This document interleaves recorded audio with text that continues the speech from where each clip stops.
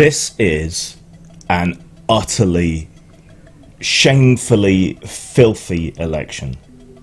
And all politics is pretty filthy, pretty dirty.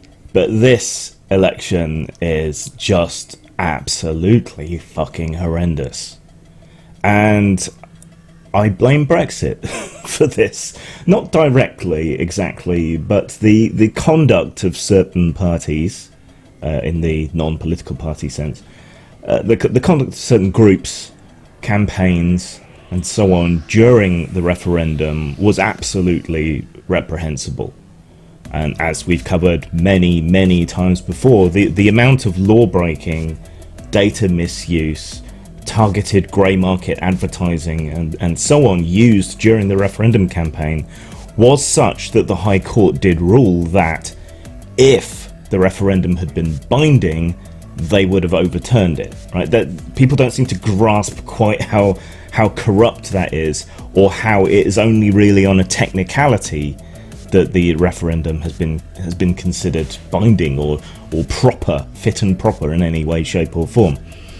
So given that they managed to ram a Brexit through using dodgy motives, why wouldn't they use dirty political tricks and means to get the Tory party into power this time around? Because it's many of the same people, and of course the Brexit supporters are pretty much behind Boris as well, not to mention Bannon and so on.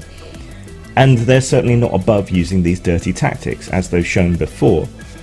What is disappointing, if perhaps somewhat understandable, is that other parties have followed suit, because they've seen that there has been virtually no consequence for breaking electoral law, other than a relatively small fine. So why not use dirty tactics? Now, there's always a few bits and pieces that turn up during elections, small amounts of overspend and so on. Bad accounting, quite often because these things are run by volunteers. During the referendum, it wasn't really like a rounding error or a schoolboy mistake in the maths when it came to the Vote Leave campaign. But this time around, for this election, pretty much everyone seems to be at it, which means there's nobody with any moral high ground. And it's also thrown a lot of the bias that existed around the referendum into sharp relief around this election. So what do I mean when I say that it's filthy? Well, the Tory party are perhaps the most egregious elements in all of this. They changed the name and appearance of their official Twitter account, pretending to be a fact-checking organisation during the TV debate. The first TV debate, the ITV one, if I remember correctly, and were tweeting out their talking points and their nonsense about anything and everything Jeremy Corbyn was saying. Obviously extremely slanted and misrepresenting themselves as an independent fact-checker. They haven't been called on this nearly as much as they probably should have. That's a failure in the media. Then they set up a website purporting to be the Labour manifesto site, again with all their talking points and so on. Now, a lot of the cleanliness in British elections is down to convention. You just don't do that sort of thing. It's not cricket. But they're riding roughshod over that, and these are things where tradition and propriety and politeness and so on have been enough in the past. So whether the Electoral Commission will actually have any teeth to do anything about these remains to be seen. I wouldn't be surprised if we find that there's overspends, as there have been in previous elections on the part of the Conservatives as well. It's just whether they're enough to trip some kind of punishment, or whether it's basically too late by the time Parliament reconvenes to do anything about it by the time it all comes out, which it probably will be. So far as I recall, there were hardly any cases of results being overturned in the last couple of elections, despite the overspends. So we have a problem in that our election regulators have no teeth, and we have another problem in that parties, particularly one party, are willing to ride roughshod over convention, politeness, propriety, the law, the unwritten rules of Britain's electoral process, and that's primarily the Tories. Now, because I'm critical of every party, I seem to have fallen into some sort of advertising hole on Facebook in particular, where I am getting some very dodgy looking adverts asserting things that aren't correct. A lot of the same talking points around the Brexit referendum. I should start screenshotting them. I probably will, to make complaints. I've basically been reporting them, so maybe they won't show up so much anymore. But someone, and they're clearly on the right wing, whether they're attached to the Conservative campaign directly or not, is engaging in the same grey market, misleading advertising on Facebook that they did, during the referendum. So that's a big concern, because that is posited to have been one of the big things that changed people's vote at the time.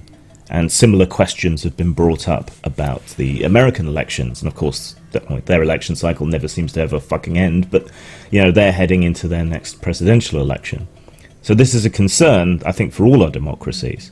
Well, also still sticking with the Conservatives, because that's where the most meat is. Johnson is suppressing the report on foreign interference in the referendum and potentially in this election. Though there's some obfuscated but still enlightening interviews on LBC with various people involved in producing that report, or the investigations and the push for laws and so on behind it. So I'd strongly suggest tracking those down. So the Conservatives, you'll kind of expect it from them, I guess, and Bojo's been friendly with Steve Bannon, who of course masterminded the US's campaigns of underhanded tactics and populism. But they're not the only ones. Labour and the Liberal Democrats have been distributing fake local newspapers in support of their candidates. This is something that technically isn't illegal, but there's been a lot of talk about making it illegal, and you immediately lose any moral high ground when you engage in that kind of practice. The Liberal Democrats, again, are also accused of trying to shift tactical voting in their way, which kind of defeats the point of tactical voting.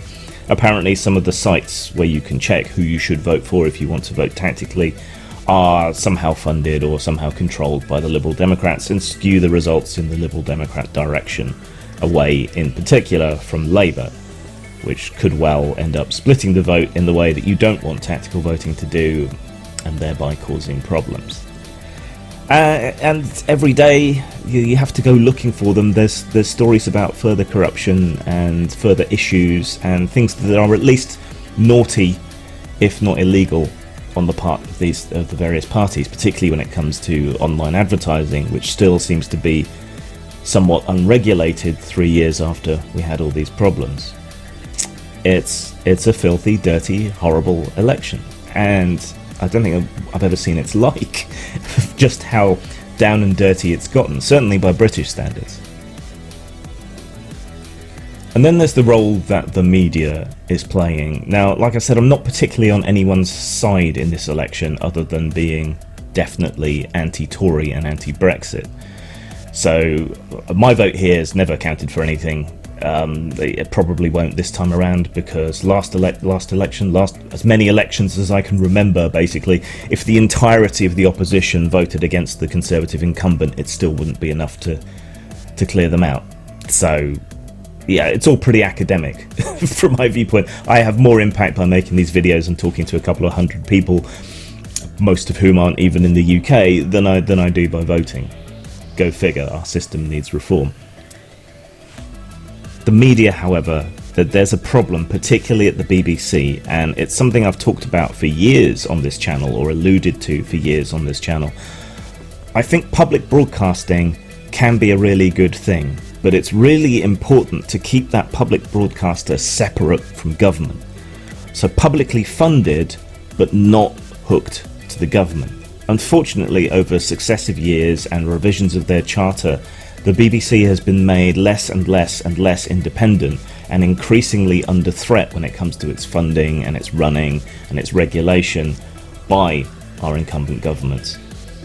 Now, you want some regulation and you want some control, but it's got to the point where I think the BBC feels threatened by whoever happens to be in power, and so its default position seems to be supporting whichever group is in power, or whichever group has the most clout. And so they're remarkably timid when it comes to making the case for Remain, despite the statistics and everything, and they're remarkably rabid when it comes to going after people like Jeremy Corbyn, who obviously is fairly anti-establishment. I'm not any particular huge fan of Corbyn, but to see how this anti-Semitism thing has blown up, and how much it has been pushed, and how long and how often it has been pushed, really raises suspicions, I think, on the neutrality of a lot of our media. I mean, Andrew Neil lost any veneer of neutrality whatsoever that he still had during the referendum campaign, but watching him go after Corbyn, people are talking about that damaging Corbyn, but from my point of view, he looked like the victim of a smear attack. And certainly, from what I've seen, Britain loves an underdog, and a lot of people have entrenched their position or shifted their position to be more pro-Corbyn, as they feel that he and the Labour Party are being victimised by these accusations of anti-Semitism, which ironically could lead to more anti-Semitism, especially since the chief rabbi has now got involved. Oops. There are problems on the left with anti-Semitism. On my video about the Tory manifesto, I got some comments, things like, here's Boris Johnson meeting with the most evil man in the world, and it's the Prime Minister of Israel. Here's Boris getting his manifesto from the most evil person in the world, and him meeting again with Prime Minister of Israel. So that there is anti-Semitism on the left. I don't think Corbyn is the face of it. I suspect Momentum has a fair undercurrent of anti-Semitism, but when it comes to the parliamentary party, there's not much you can point your finger at, and Corbyn has a very long history of being anti-racist, anti-apartheid. The problem, I think, comes in with their criticism of Israel, and that's what gets them painted as anti-Semitic. It's the same mistake people make when they call you racist for being critical of Islam. It's a religion, it's not a race, and when you're criticising Israel, it's the state and the actions thereof, not the Jewish people as a whole that you're criticising. But it's all too easy to mix the two, and also people take cover, genuine anti-Semites take cover by saying they're only criticising Israel. So it's a confusing issue. But to set Corbyn against Boris when it comes to racism, Boris has out and out said bigoted, racist, anti-LGBT things in a way that Corbyn never has, and yet it's the Labour Party that's being hammered again and again and again and again with these accusations of anti-Semitism, because it seems to be working, and it seems to be a weakness, and that seems to be why it's being done. But there's very little balanced reporting on the issues, particularly in the Conservative Party or on the right, particularly in UKIP as was, or Brexit Party, where you'll find a much stronger undercurrent of racism and anti-Semitism. Believe you me, I've looked. Oof. We've got to be able to be better than this, except we're not. And so that leaves me with a moral dilemma. Maybe you can answer this. If you're losing an election because you're playing by the rules, and your opposition are horrendous, and they're not playing by the rules, but they're getting away with it, is it morally justified to sink to the same level to fight and to win on an even playing field? Is that morally justifiable to break the rules, to flout convention and so on, just so you can keep up with your enemy? I'm stuck on that one. I don't actually know. I haven't found a clear way through the puzzle yet. It's clear, however, we need reform. Electoral reform, constitutional reform.